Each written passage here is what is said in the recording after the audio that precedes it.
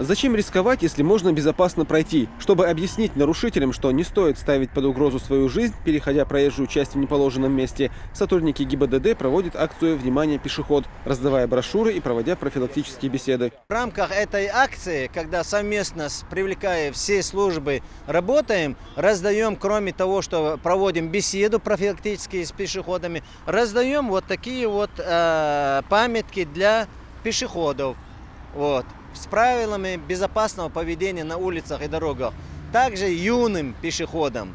Жертвами ДТП из числа пешеходов чаще всего становятся подростки. За первые месяцы этого года в аварии попало 10 детей, и в большинстве случаев с летальным исходом. По сравнению с аналогичным периодом прошлого года смертность на дорогах увеличилась, и именно поэтому и проводится акция.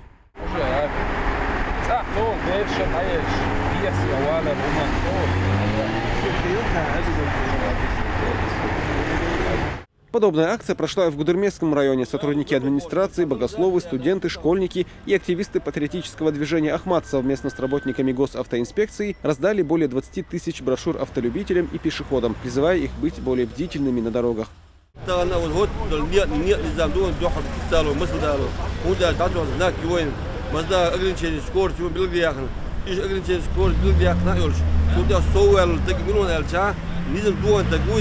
Проинспектировал посты, на которых проходит акция, и глава администрации муниципального района Заур Хизриев. Он пообщался с ребятами и сам принял участие в акции.